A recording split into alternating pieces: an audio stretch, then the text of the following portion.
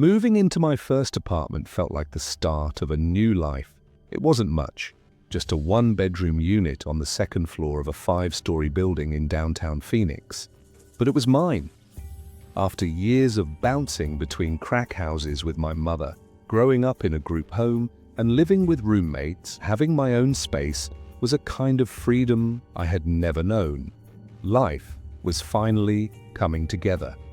2 weeks after moving in, I received news that I had won a full scholarship to Arizona State University. I was juggling 2 jobs to afford my apartment, but I didn't mind. I knew it was temporary.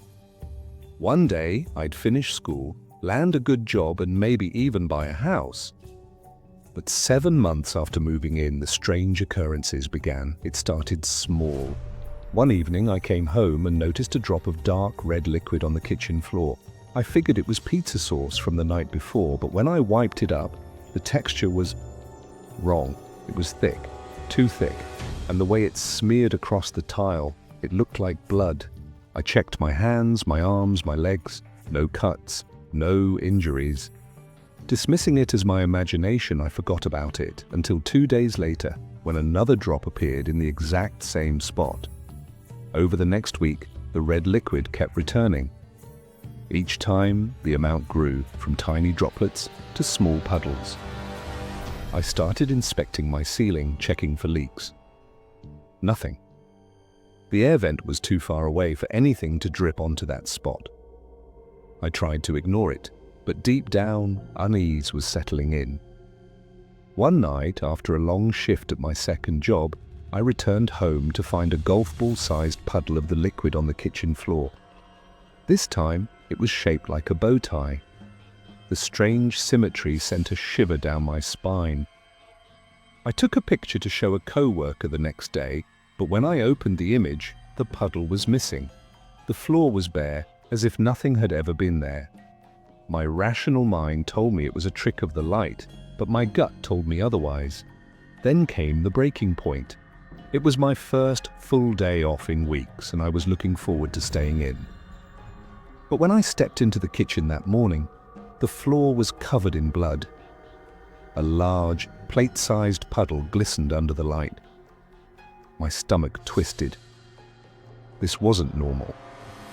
Shaking, I dug through my junk drawer and called maintenance. The man who arrived, Stuart, was friendly but tired-looking.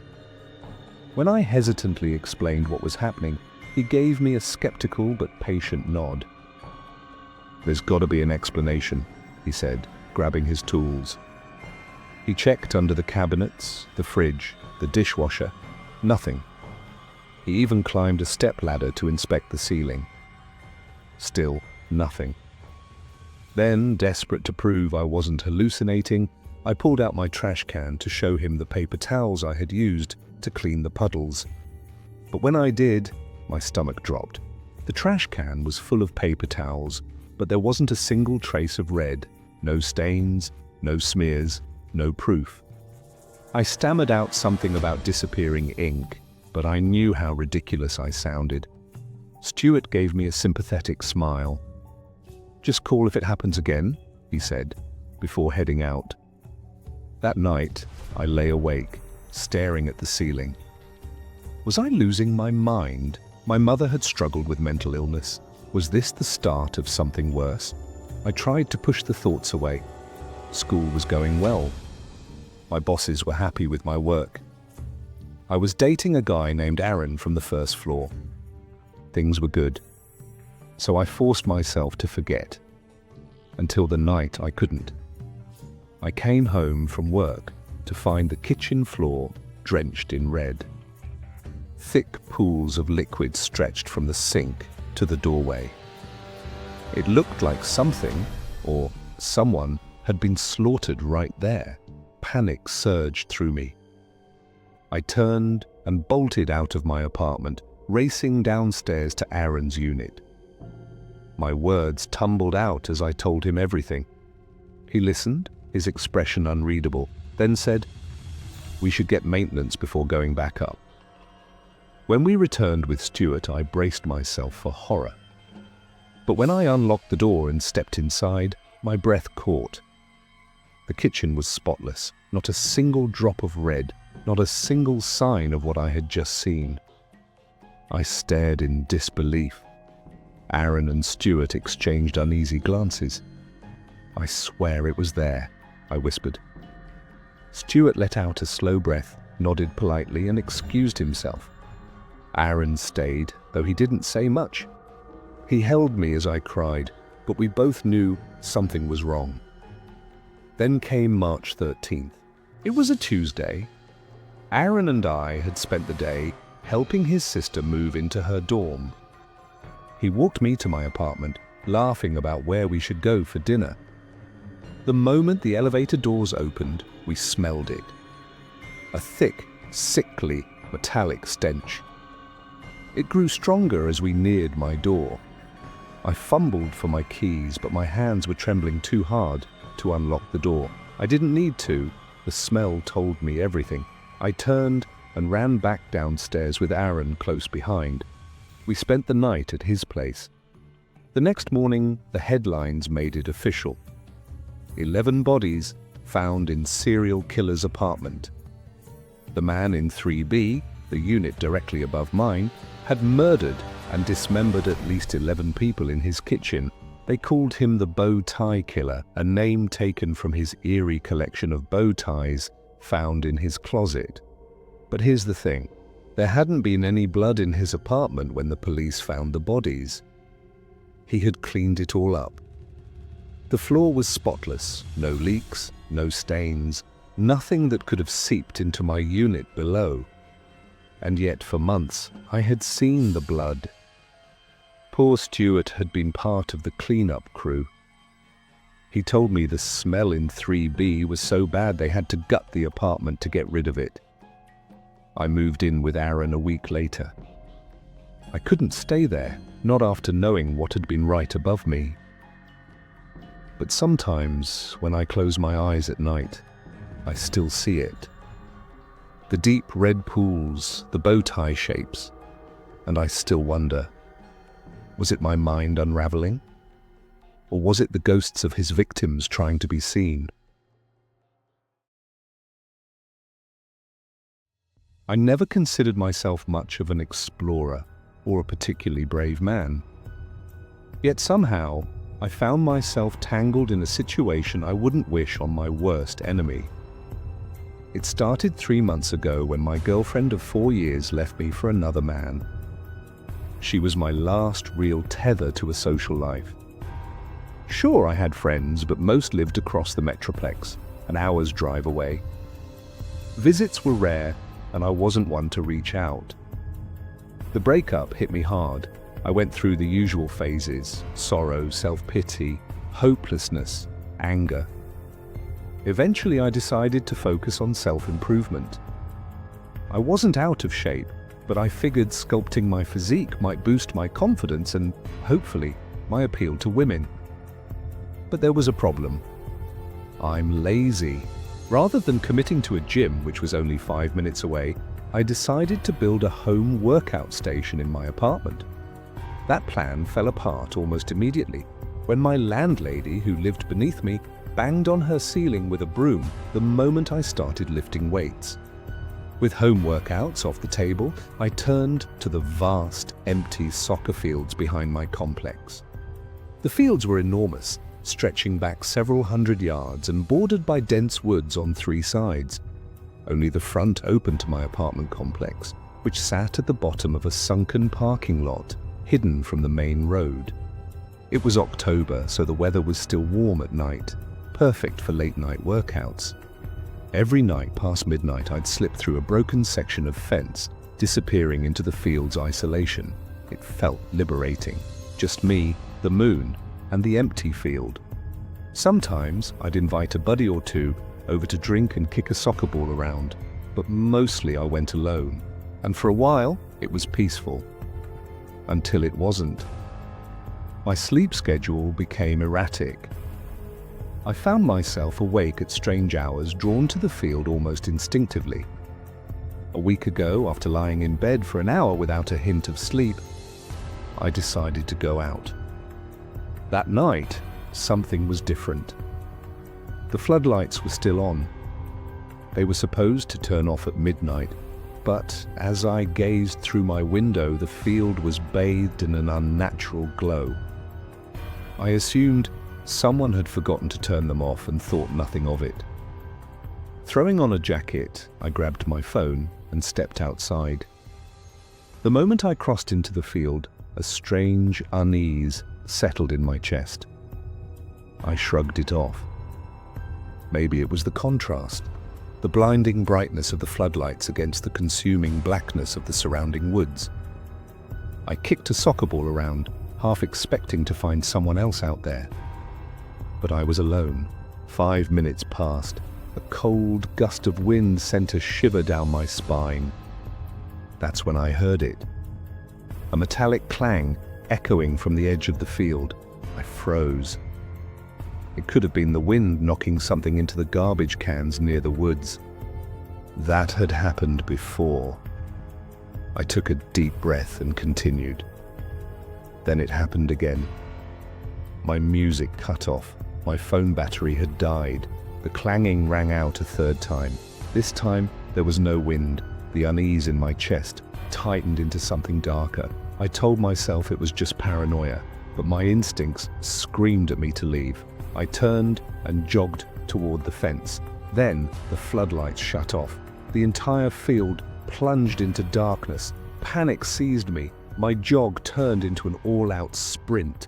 The field felt endless. Every hair on my body stood on end. The overwhelming sense that something was chasing me, sinking its claws into my mind. I didn't dare look back. I crashed through the broken section of fence, bolted up the stairs, and slammed my apartment door shut. Breathing hard, I leaned against the table, every muscle burning. I told myself I was safe, that it was over, that I had let my imagination get the best of me. Then I heard it. Knock, knock, knock. 3 sharp raps against my front door. My stomach dropped. I stared at the door, pulse pounding in my ears. Law enforcement? Maybe security had caught me trespassing. I stepped forward, hand on the knob, then stopped. Something was wrong. I lowered my gaze to the peephole. It was pitch black. Someone or something was covering it. A cold dread slithered through my veins. Slowly I backed away. My hand reached up and threw the deadbolt. A second round of knocks shook the door, louder this time. I didn't sleep that night. The next morning, when the sun was high, I went back to the field to retrieve my jacket. Parents and kids filled the space, playing soccer as if nothing had happened, but my jacket was gone. So was my shirt. Since that night, the floodlights have stayed on until exactly 2 a.m. And every night, at the same time, I hear it. The metallic clang, followed by the knock at my door. I should leave. I should pack up and move. Maybe go back to my parents' house. But deep down, I know it's too late. Because this morning, when I stepped outside for work, I found something waiting for me. A shredded, tattered piece of fabric. I picked it up, dread sinking into my stomach as I realized what it was, my jacket. And now as I write this, I hear it again. Knock, knock, knock. I moved into my apartment complex 2 months ago. The building was tall, modern, and oddly vacant. My unit was on the 5th floor, tucked away in a quiet hallway. I thought I had found the perfect place, until the scratching started. At first, it was subtle. In the dead of night, just as my mind teetered between sleep and wakefulness, I would hear it. Faint, rhythmic, like tiny claws against the walls. I convinced myself it was just mice. Manhattan was full of them, and I had lived in enough cheap apartments to recognize the signs.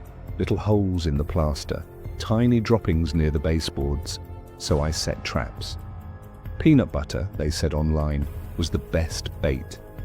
I slathered it onto a fresh tomcat trap and placed it in the corner of my living room, eager to rid myself of the nuisance. That night, A storm rolled in. The wind howled, rattling my windows. Rain seeped through the cracks, forcing me to lay down a towel. I strained my ears, waiting to hear the snap of the trap. But beneath the thunder, beneath the steady drip of water onto the floor, I heard something else. A whisper. "Help me!" At first, I thought I had imagined it. The words had been so soft, barely distinguishable from the storm outside. I told myself it was just the wind, the creak of the old building settling. But then it came again, closer, more insistent. "Help me!" A chill ran down my spine. I wasn't the kind of person who believed in ghosts. But alone in my apartment, with the shadows stretching long in the dim glow of my bedside lamp, I started to wonder if I had been wrong. The scratching grew louder. It wasn't a mouse. It wasn't a rat. It was something else. I couldn't take it anymore. I threw off my covers, grabbed my keys, and marched out of my apartment. The security desk in the lobby was manned 24/7. Someone had to know what was going on. The guard on duty, a tall man with broad shoulders and a neatly pressed uniform, looked up in surprise as I approached, barefoot and wide-eyed. His name tag read Michael. "Sir, are you all right?" "The apartment next to mine. Is it occupied?" My voice was hoarse, my throat dry. Michael frowned. "We don't usually disclose that information." "Someone is in there. I keep hearing them calling for help." His expression flickered with something unreadable. Annoyance? Amusement? "Which unit?" 522. He typed into the laptop on the desk. His fingers moved too slowly, like he was stalling. "We haven't rented that one yet. It's empty." "Then we need to call the police." Michael's lips curled into a small smile. "Would you like to see for yourself?" His calmness unsettled me, but I wasn't about to back down. "Yeah, I would." He grabbed a key from beneath the desk and gestured for me to follow. The elevator ride up was silent. When the doors slid open, I hesitated before stepping out. The hallway felt different, colder, darker. Michael unlocked the door to 522 and swung it open. It was empty. Freshly painted walls, pristine hardwood floors, not a single piece of furniture in sight. My own voice echoed as I called out, feeling foolish. "Hello?" Silence. Michael smirked. "Satisfied?" I wasn't. "What about 524? His smirk faltered. "It's late, sir. Do we really need to—" "I know what I heard." He sighed, running a hand through his short black hair. "Fine." We walked down the hall. My heart pounded harder with each step. Something was wrong. I could feel it. Michael hesitated before unlocking 524, but when he did, I was hit with the stale scent of dust and something else, something metallic. Inside, the apartment wasn't empty. Boxes were stacked, haphazardly, labeled with names I didn't recognize. A single, battered chair sat in the center of the room. I wandered deeper inside. My pulse quickened. There was a door slightly ajar, the bathroom. "Help me!" The voice was right next to me, inside the bathroom. I swallowed hard and pushed the door open. She was there. A teenage girl curled into a ball in the closet. Her face pale, her lips cracked. She wasn't wearing any clothes. Her arms were wrapped around her knees in a feeble attempt at modesty. Her eyes met mine. "It's him. He did this." My breath caught.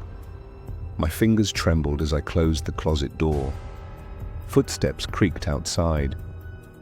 I turned and flushed the toilet, masking the sound. I wandered deeper inside. My pulse quickened. There was a door slightly ajar, the bathroom. "Help me!" The voice was right next to me, inside the bathroom. I swallowed hard and pushed the door open. She was there. A teenage girl curled into a ball in the closet.